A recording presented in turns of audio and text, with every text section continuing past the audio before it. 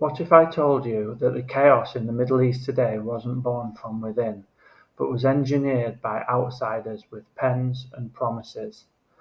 That nations like Iraq, Syria, and Lebanon were never meant to exist as they do now, and that a century-old map is still bleeding across deserts and cities. This is the story of how two European men carved up the Middle East in secret, and why their lines on paper became lines in the sand, soaked in conflict ever since. Before World War One, the Middle East was largely under the control of the Ottoman Empire, a vast, multi-ethnic and multi-religious empire that had ruled for centuries. But by the early 20th century, the empire was weakening, earning the nickname of the sick man of Europe. European powers saw an opportunity. Britain and France in particular eyed the Ottoman territories with interest, anticipating the empire's collapse. If you're enjoying this deep dive into how the Middle East was shaped by foreign powers, don't forget to hit the like button. It really helps the video reach more curious minds like yours.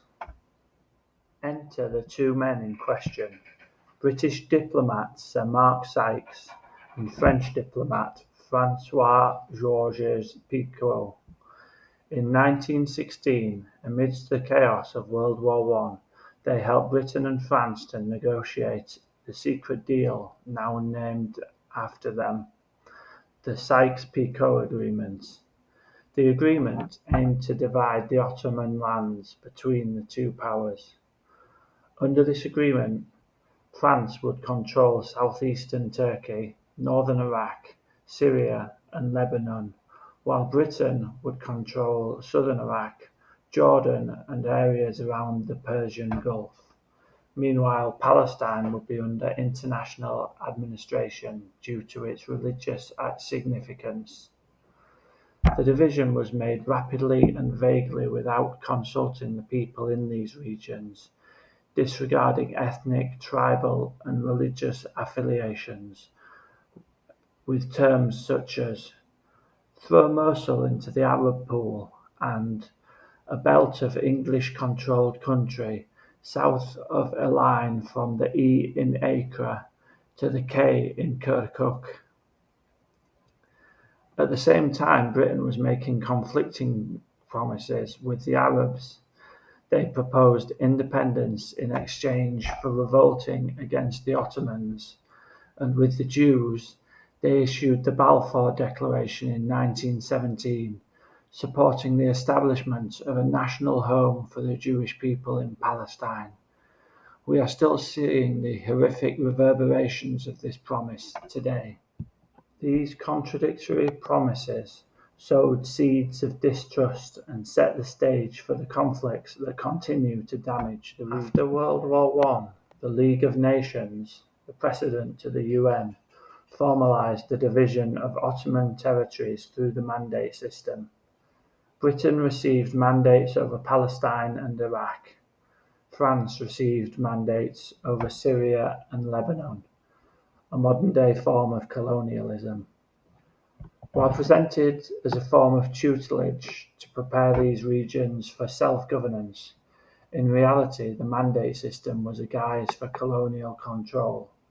European officials ruled these lands, often suppressing local governance and favouring minority elites to maintain control. Want more videos that make global history make sense? Want more videos that make global history make sense?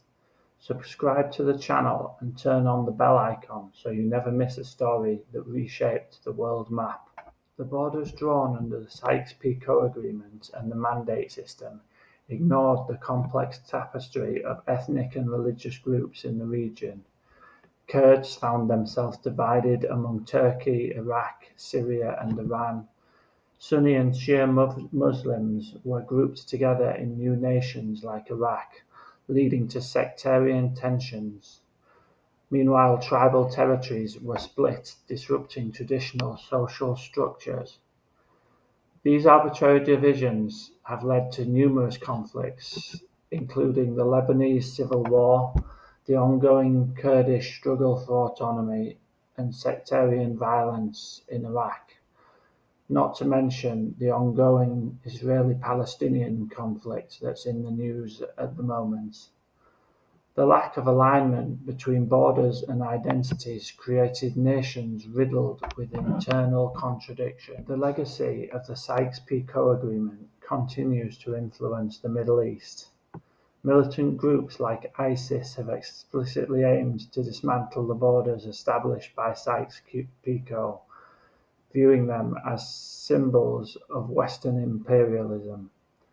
The Israeli-Palestinian conflict remains unresolved, rooted in the conflicting promises made during this era.